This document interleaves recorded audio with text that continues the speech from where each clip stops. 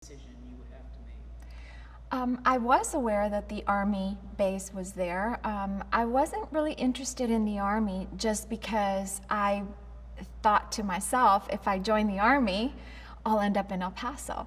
And I was really trying to leave El Paso. So the Army was never a choice. I really became interested in leaving El Paso right around when I turned 17. I wanted to escape the scenario that I was in. I was being picked on at school. My mom, she tried to be as supportive as she possibly could, but coming from a migrant family, the support really wasn't there. She didn't feel like she could go talk to the school. I talked to the school. I advocated for myself, and the school just wasn't doing anything for me.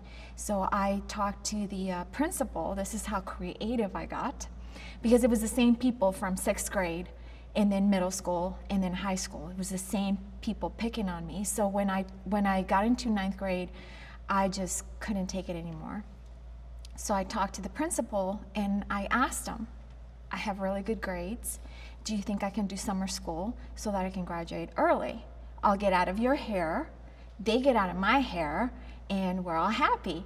So he thought about it and he said, okay, let's give this a shot. He moved me up a semester. So that was the first distance that we created. He moved me up a semester, and then from there on, I went to school year-round. So while everybody else was attending classes because they had failed a class, I was attending a class because I needed to get ahead. I ended up graduating right shy of my 17th birthday. And right around that time, I was thinking, now what? I've graduated high school. I'm not old enough really to get a real job to make enough money. I didn't know how to get into college with grants.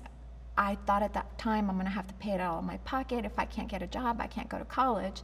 And so I was looking for options. And one of the things that my mom had said is that no matter what I did, I had to meet 3 requirements. Where are you gonna live? How much money are you gonna pay? And who's gonna clothe you? And so with that little information, I started thinking, well, the military will give me a roof over my head. They'll give me a uniform so I don't have to worry about clothes, and they'll feed me, right? I'll get to travel the world, I get to experience, and then I knew about the GI Bill, so I figured that once I got out, I could use the GI Bill to go to school. And then my next question was, what service are you gonna join? And when I already had discounted the Army, because I was thinking I don't want to end up in El Paso. I hate El Paso, and so the Army was out. Then I looked at the Air Force, and this is really silly, but this is how I did it. I looked at the Air Force and I was thinking, I'm afraid of heights, so I'm not doing the Air Force. I knew I wasn't strong enough to be with the Marines, even though I'd later end up stationed with the Marines. I kept thinking I'll fail out of basic training in a heartbeat, so we're not doing the Marines. And then I looked at the Navy, and I really liked the Navy. I liked the uniform, I liked the bases, I liked the MOSs that they offered. And so I just marched myself to a recruiter's office, and I told them everything, where I was at, where I was going, what I wanted to do. And they just took me under their wings, and they helped me join the Navy. When did you join the Navy? I joined the Navy shy of my 18th birthday, so it was in 87. I joined the Navy, 88, beginning of 88. So I turned 18 in basic training. Okay, so they sent everybody to Orlando. Yes. Uh-huh. Okay, tell me about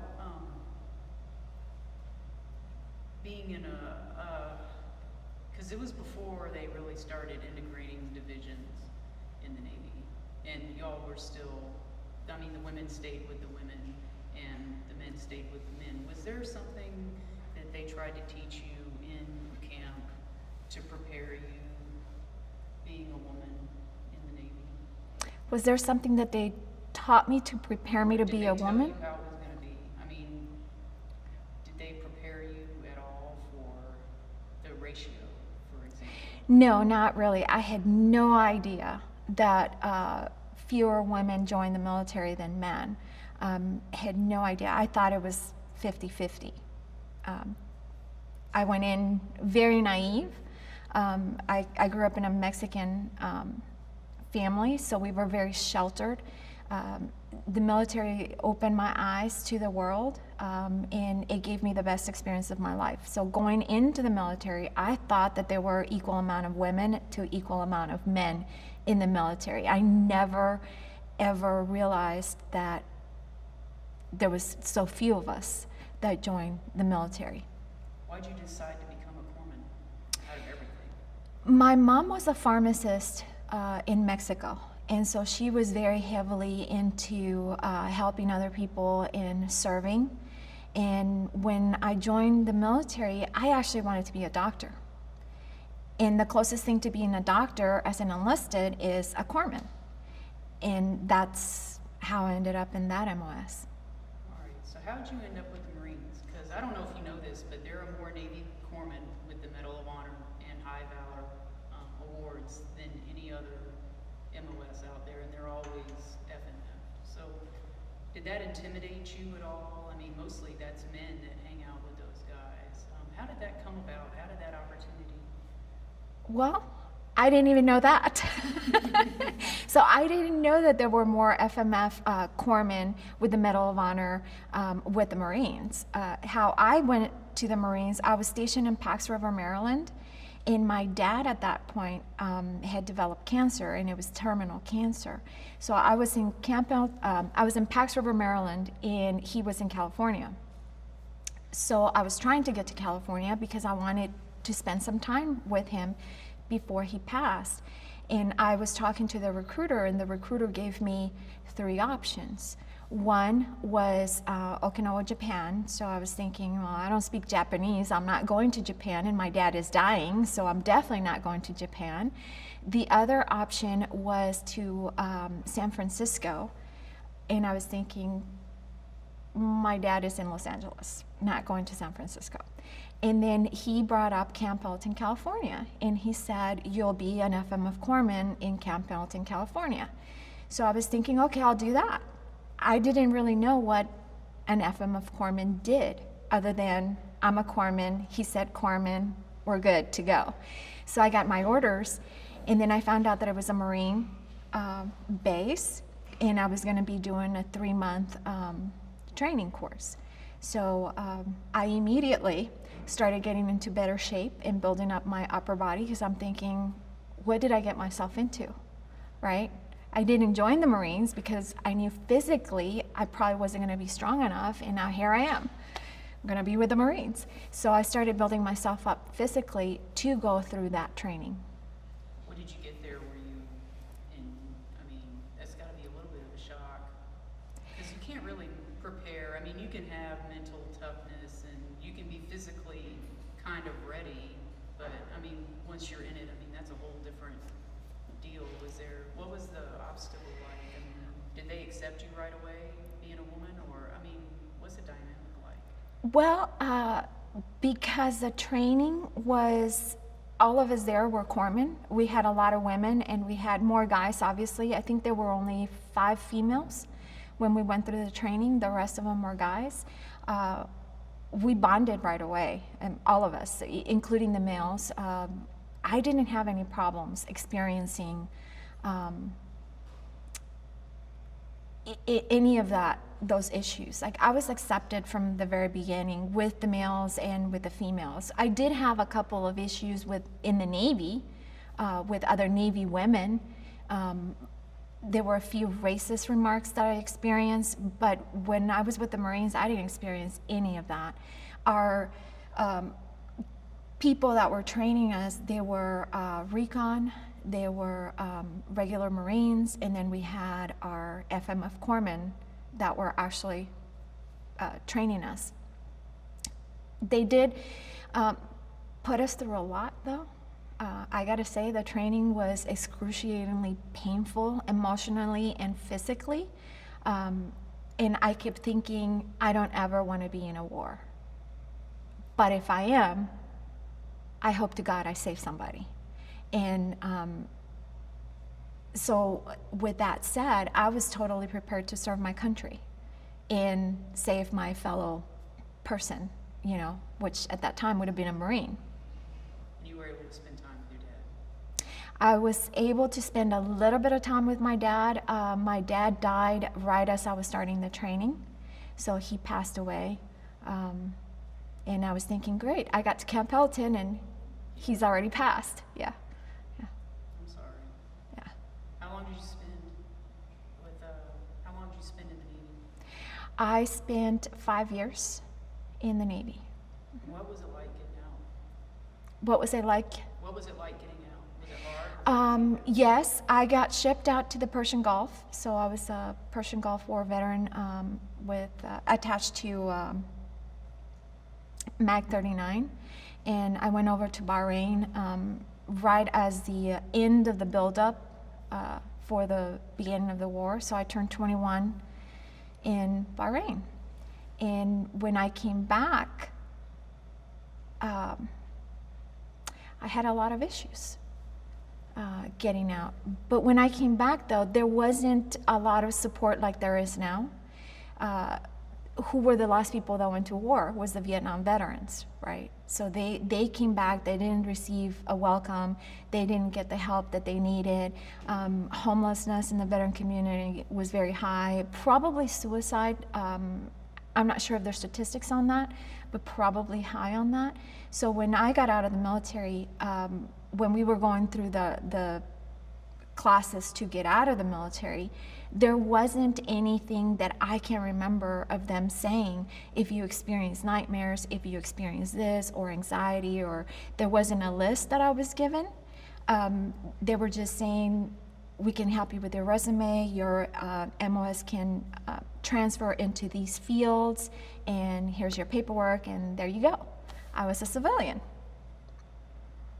Well, what do you do next? I mean, what was your idea? What did you want? What did you see for your life? I think I was lost for many years. I came out of the military with mixed feelings. I went in thinking I was going to make a career out of it, and then I came back, and the circumstances that I found myself in pushed me out of the military. My own decision, I decided to get out. We had a new president at that time, so he was busy closing bases. So they were busy pushing people out that if they even said, I don't know about re-enlisting, you were out. You know, you had zero chance to re-enlist. If you were not part of the in-group, you were out. I knew people that were being forced to retire that didn't want to retire, people that were being, their re-enlistment was not going through because they needed to lower personnel in close bases. So there were a lot of circumstances as to why I ended up getting out. Part of it was the situation that was there, and then the other part was me. I came back with issues from the Gulf that I didn't know I had. And so when I came back, I felt very, very lost. How long were you lost? I can honestly say 22 years. I was lost for 22 years. So what happened in that time? That's a big chunk. It is a big chunk. Life. Well, I was dating somebody, we got married, and I became a stay-at-home mom, and I continued to have issues. And I never went to the VA because we had insurance. So I started going to see regular doctors, and they had no idea what was wrong with me. I really didn't say, oh, I'm a Persian Gulf War veteran. You know, I would just say, well, I'm a veteran. Oh, we just got out of the military, that kind of thing. Because I think that I didn't want people to think I was crazy, that I was defective, because I felt very much defective. I knew that there was something wrong with me, and in my confused thinking, I thought that I was just born defective. And I don't even know why I thought that, but I thought I was born defective, that I was so messed up that I didn't want to talk about it because I didn't want people to think that I was crazy or that I was a horrible mom, or that I wasn't a good enough person. And so I kept that to myself, and for many years I struggled severely, not knowing what to do. So who comes to your life that's kind of going to show you out of darkness at the end of 22 years? Was there a specific person, or did something happen that kind of at least turned the light on? Yes, I developed a tumor in 2006, and that was the beginning of my awakening, I think, because when you experience death in a different way, I've seen death, right? I've handled death, but then when it's your turn to die, or so you think that you're gonna die, that makes you wake up a little bit. I had a tumor, I had surgery for it, I was okay. They said that they got it all, and then I really started having problems in my marriage. Our marriage just started falling apart. So if we struggled for 20 years, right around 2006, and we were really struggling. In 2008, I had a relapse, and I had to have another surgery. And I remember waking up from the anesthetic and the doctor leaning over me, and he kind of shook me a little bit, and he asked me if I heard him, and I'm like, yeah, I can hear you. So he just whispered in my ear, and he said, if you don't change your life, I will be attending your funeral. And I had my eyes closed when he said that to me, and I just looked at him, and he said, did you hear me? And I said, yes. And he said, I'll check on you later. And he walked away. And I closed my eyes, and then I started praying. And one of the prayers that I had was that because I was so thankful that I had a second chance, I decided that I was going to change my life. It was no longer going to be the same. And I didn't know how that was going to look, but I knew I had to change. So when I got home, I changed my eating habits. I started exercising. I started seeking answers as to why I felt defective, what was wrong with me, why couldn't I sleep, why did I have so many nightmares, why did I have anxiety, but I didn't know I had anxiety. I knew I had nightmares, but I didn't know why I had nightmares because I couldn't ever remember my nightmares. So I didn't know where the nightmares were coming from. I knew I had insomnia because I didn't want to go to sleep. Right? So if you go to sleep, you have nightmares, and then you wake up and you have issues and you don't know. So I was really spinning myself out of control, trying to find a solution for my craziness. When did it dawn on you that this was why? Well, it took me a while longer. I got divorced. I had started school to get my master's degree, and because my thought process was that I was going to get my master's degree, I was going to become a teacher. That way I had a steady job, I could support my kids. So I had this nice little plan that was not working out. I did get my master's degree. I did put in applications. I did not get hired because, then again, we had a system where the universities were not hiring, they were clamping down, there was not enough funding for the colleges, and so I was in that section where I was not going to get hired. Even though people did want to hire me, the funding wasn't there to hire me. And so I was just spinning out of control. I was not knowing if I was going to be homeless. I wasn't sure if I was going to lose my kids. And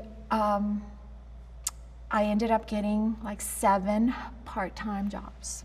Not all at the same time, but I had 7. So I get out of one, I go to the other one, I go home, and then I go to another one in the evening, and I just alternated because I couldn't get one full-time job that would pay me enough money to support 3 kids. And the job offers were there. It wasn't that I couldn't get a job at all. I could get it, they just couldn't pay me enough to support 3 kids. And so I had the 7 part-time jobs, and I was crying on the couch one day, and I was praying to God. I was like, I don't know what else to do. You know, I still had issues. I didn't know what they were. I kept wondering, why do I keep feeling as bad as I do? Why do I have so many nightmares? Why can't I sleep? Why do I have anxiety? Why can't I do anything on my own? You know, why am I failing? Why am I a failure? And I remember sitting there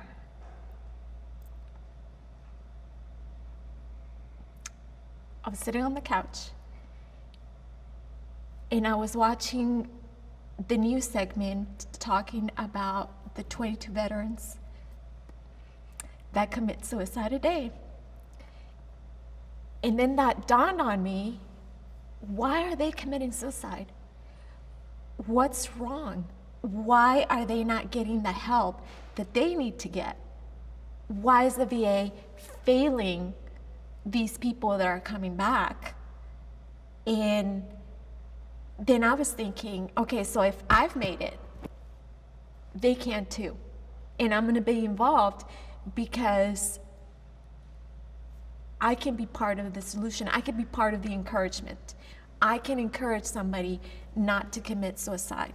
I can talk to them because I know where they've been. I know where they're at. I know what they're feeling. I know what the thought process is. And so I reached out to a couple of veteran groups, and that's what got me started in the veteran community. And even that took me 3 years before I even got help, because I didn't think I had the same issues, even though I had already acknowledged that I had the same issues. Your thinking when you're in that state is so twisted that sometimes you don't even know if you're coming or if you're going. And I got involved through a veteran program called Honor, Courage, Commitment, and it's a veteran entrepreneur program. And I didn't want to apply for it, but I was encouraged by some of my veteran friends to apply to the program.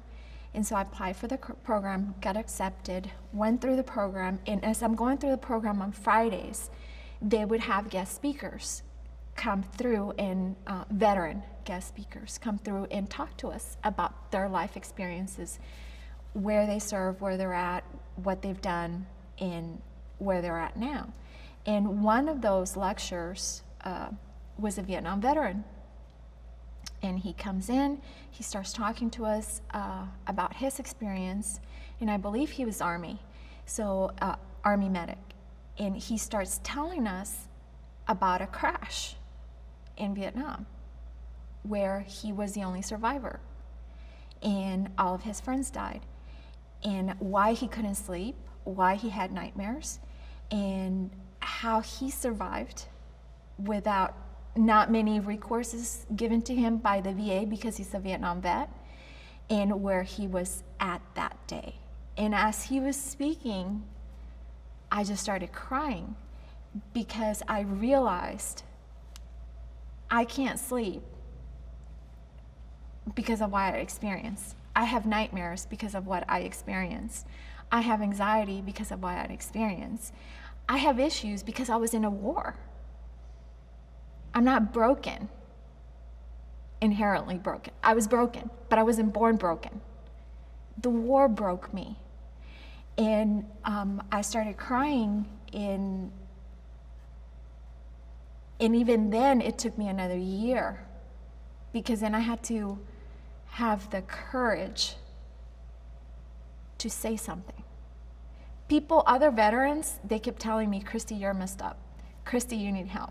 Christy, you need to go to the VA. Christy, you need counseling. Christy, you need this. Christy, you need that, right? And the whole entire time, I knew it, but I couldn't get help because I didn't think that my experiences were as bad as some of the other people that were there. And I didn't want to take away from the resources because they're small for somebody that needed it more than me. And so it took me another year before I actually reached out to the VA and said, hey, I need help. And that's where I'm at now. So you're getting connected with all these veterans, you know, and I'm sure you've made friends. That's gotta be therapy in a way, even though it's not official. It is. The veteran community is very supportive with other veterans. I think it's the only place where I can actually say, I want to die. And they look at you and they're like, yeah, we do too, you know, and we just kind of make a joke and we keep going. Or we can really just say honestly how you're feeling that day, you know, and you're still accepted. I think because we're all broken, we're all okay. Whereas in the civilian world, if you were to say anything like that, they don't want to talk to you. They think you're weird. They think you're the plague, like they're going to catch something, right? And we're in the veteran community, well, we know we're all messed up. We know we all have issues. And so your issues are just acting up today, you know, and you're still okay, and people are going to talk to you, you know. They're more understanding of that. When did you hear about the initiative for Women's Veterans Day in Texas? So that's a funny story. VR Small, she was going through the same veteran entrepreneur program that I was, and we were not getting along at all during the class, just because she has a very strong personality, and she and I started butting heads, and most of the time we just stayed away from each other, and she had invited the whole class to attend a fundraiser at her church. So that day came about, and I knew we were going to go. We had said yes to go into the fundraiser with her, so I knew that was happening. I had already made plans for that. And that day, she ended up getting into an argument with just about everybody there, right? And so everybody else backed out. And I was the last one, so she said something, and I just snapped, and we started having a verbal argument, and I was getting really worked up. And she's kind of sitting across from me, and she's not letting up. And I finally got up because I really wanted to like reach across and punch her. But instead, I just got up and I went into the bathroom. And I'm in the bathroom and I'm thinking, oh crap, I didn't grab my stuff. Now I have to go back in the classroom. And how am I going to get out of going to the fundraiser, right? And I'm coming up with all these scenarios of what I'm going to do and how am I going to get out of it, because now I don't want to go. So I walk out of the bathroom and she's right there. And she says, are you coming to the fundraiser? And I looked at her and I was like, yeah, I'm coming to the fundraiser. So we walked back into the classroom, we picked up our bags, and then she said, why don't you follow me? And I was like, okay. So the whole way there, I'm thinking, okay, what if I lose her? What if I tell her, you know, I got lost? And I'm going through all these things, and I'm thinking, no, I'm not going to do that. I'm just not going to do that. And so we ended up at the fundraiser, and it was just her and I. And I didn't want to talk to her. So she starts introducing me to all these other people, you know, members from her church, and she starts telling them about me. And I'm shaking hands with everybody. We sit down. The pastor says, you know, let's hold hands, let's bless the food. And I'm thinking, I don't want to hold my hand. Okay, hold my hand, you know. So we bless the food, we have a good time, and that was it. After that, she and I didn't have any problems. When we finished school, she said, I want you to submit a logo for Women's Veterans Day. And I was like, what's Women's Veterans Day?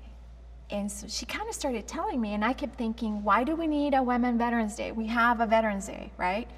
And she just kept saying, Chrissy, just do it. Just submit a logo. So I said, okay. And then I had all these stipulations that she gave me. And I finally ended up with the logo that is known to us today. So I submitted it, everybody liked it, and that's what we went forward with. And in the very beginning, even up until I did the logo, I honestly didn't think that there needed to be a Women Veterans Day. I was still on the fence.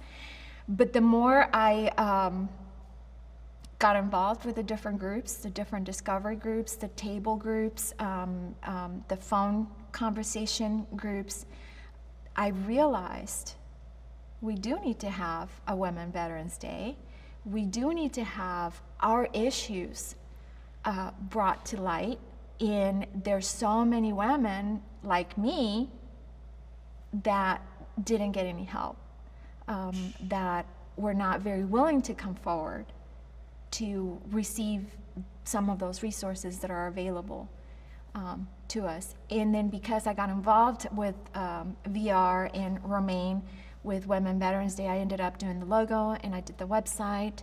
And then I got involved with the Women Veterans of America Chapter 48 out of Denton. And so now I'm part of the Color Guard. We're the second color guard, all-female color guard in the nation.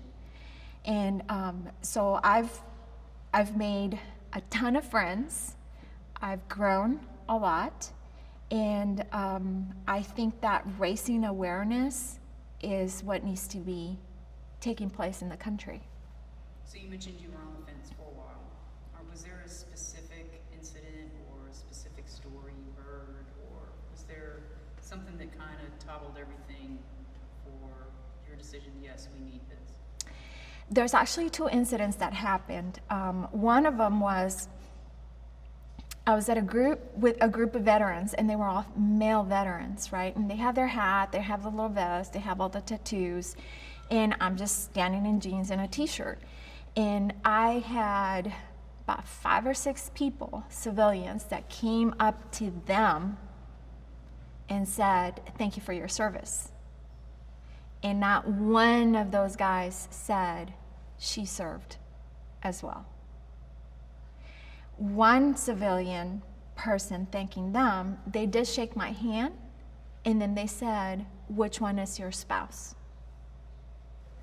And I looked at them and I was like, "Well, none." And I said, "And I'm a veteran." And they were like, "Oh, you served?" And I said, "Yes, I sure did." And they're like, "Oh." And then that was it. That was it. So that was one incident. The second incident, I was at a women's network group, and we were asked to say something that nobody else knew that we were proud of. Well, one of the things that I'm most proud of is my service, especially with the Marines and having been in theater during the Persian Gulf War I. And so I said, "Oh, I'm a veteran, and I was in the Persian Gulf War, blah, blah, blah." And the lady in front of me said, "Oh, so you're an ex-veteran?"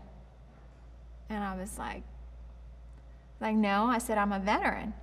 And then they said, "Oh, so you retired from the military?" And I said, "No, I did not retire. If I had retired, I would have said I'm a retired veteran, or I'm a retired Navy person, or whatever." And then she said, "Oh, then you're nothing. So you can't say you're a veteran." And that really took me aback, because I said, "Well, why would you say that?" And her response was that because I did not serve and retire, I shouldn't call myself a veteran. And then I said to her, "Well, wait a minute. Let me explain something to you.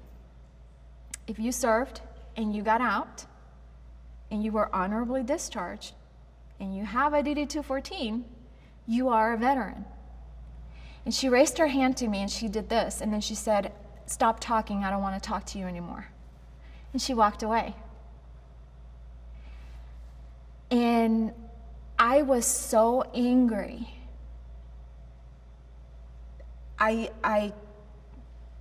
Being a veteran, we can be very volatile.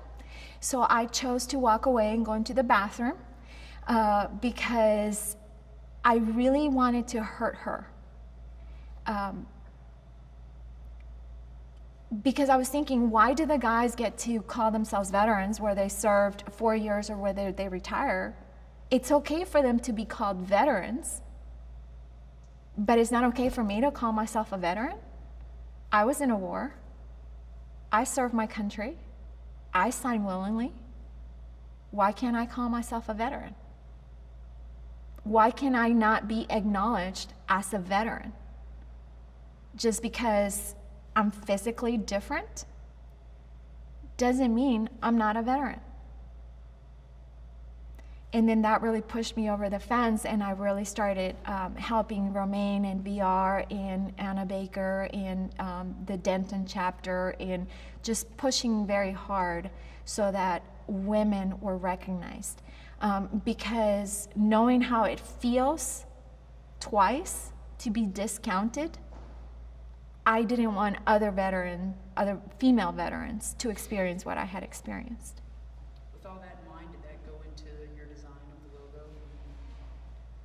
How did you pick the elements that you used? Well, when VR told me about the veteran logo, she was very specific. She wanted me to include all women from all eras. She wanted to be not one denomination versus another one. And I was like, how do you do that, right? How do you do that? And so it really took me 3 months to design the logo that we have today. And one of the things that I did was, if you look at the logo in the middle, there's a female standing there, and all she's doing, she's saluting. And she's old-fashioned looking. That person represents the female up until my war, which is the Persian Gulf War. She may or may not have seen combat, because there are many, many, many, many stories of females going back to our war, our very first Declaration of Independence war, that did see combat, that did fight, but was never recognized or accepted. Then you have the women that became spies, so they served our country. They're not recognized. There's many heroic stories about women in the military that did heroic acts, and they're not recognized. There's no movies about them. Nobody ever talks about them. They're not recognized, right? Then you go into the Vietnam era, women that are really made to feel that they're not really veterans either, because they served during Vietnam. And then there's many stories there that have heroic acts, but they're not recognized. We don't really know the names of those women, but you know the names of men, right? And so that's the first female. So the one in the middle, that's who that person represents. She is dressed in a regular uniform and she's saluting. The second female is the combat female, which comes after me. The MOSs were open for females to serve in more dangerous MOSs, right? So she is in full gear with a full backpack, and she's holding a rifle, and she's kind of looking down. And then after that is you have the female veteran that may or may not be in the corporate world, or may be a stay-at-home mom, like I did when I came out of the military. I became a stay-at-home mom. And so you have the three females that represent that. And then I silhouetted them because I didn't want it to be representative of one denomination versus other. And then you have the star, because we are stars, right? We are precious. We are stars in our own right. So they're surrounded by a star. And then I did the colors a little bit more muted. This is where the geeky side of me comes in, because I can get very geeky, but I did the colors more muted to represent our history. In the old days, color used to be mixed by hand in small batches, and they weren't as bright as they are today. So I tried to make the red and the white, and well, not the white, the red and blue darker, more representative of our history. And then on the other side, I put 5 gold stars, which represent the 5 branches of the military, right? And I did them in gold. Without women, the world doesn't go round. We're very good at spending, we're very good at supporting, we're very good at nurturing, and doing what we need to do so the men can do their job. So I wanted the gold stars to be precious. The most precious metal that we as a society hold a lot of value to is gold. So I did the stars in gold. And then I put June 12th because that's our day. And so that's how the logo came about. There was a lot of thought. If you look at it, people are thinking, oh, she just threw some stuff together and there you go, you call it a logo. But there isn't. I put a lot of thought, a lot of effort, 3 months of my time sketching, coming up with a variety of designs to come up with a very simple one that was very representative and deep of our service to the country. Thank you for telling me all that. That's great. You're welcome.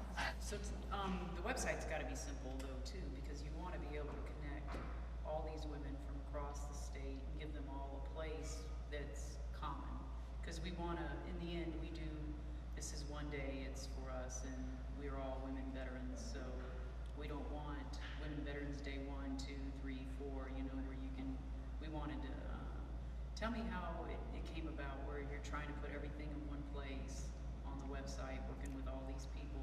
Right. Trying to make a one common denominator. Well, the website, believe it or not, was like the hardest thing to do because when we first started, we didn't have anything. We didn't have the content. We had ideas, and it wasn't really me with the ideas. It was mostly Romaine and her team of ideas. So all they kept giving me was ideas. And I had to take those ideas and then physically represent them somehow. And that's how the website came about. But then the website is very dynamic and is very much alive. It's constantly changing. We're constantly adding things to it. So I'm constantly redesigning on the spot. And Romaine and I have had conference calls where we're on Zoom and she's telling me what she wants and I'm scratching my head and I'm thinking, where am I gonna fit this? And how am I gonna fit it? And how am I gonna make it look good? And how am I gonna be inclusive of everybody? And how am I gonna not piss anybody off, you know? And I'm doing all these and I'm literally on the back end of the website while she's talking to me, telling me what she wants, ching things. And then we go to the front of the website and then she goes, oh, that looks totally different. And I'm like, yeah, because I'm basically redesigning the website on the spot every time we have a conference call because of what is being added to the website. So it's a very dynamic website. It's not like you make the website and then you're kind of done because there's so many things going on that I'm constantly adding or taking from the website. And then I did try to be inclusive of everybody. Anybody in the state can have a tab on the website. Anybody on the state that wants to do something for women can send me the resources, can send me the pictures, the flyers, and I've kind of consolidated and streamlined the process because in the beginning I was getting emails from everybody and I was like, okay, guys, it's just me.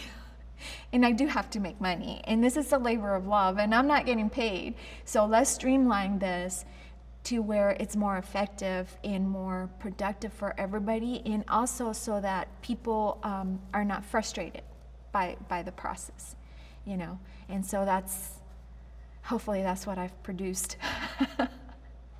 Yeah. So what do you think, how has this kind of steered what you're going to do next? I mean, now that you're seeing all this kind of come together and the first year is, well, I don't know what to call it. For the first year we really had a signing, a celebration, and all these women together from around the state. Right. How does that make you feel in reflection now, wasting 22 years, worried that maybe you weren't worthy? Right. Now it's for real. Right.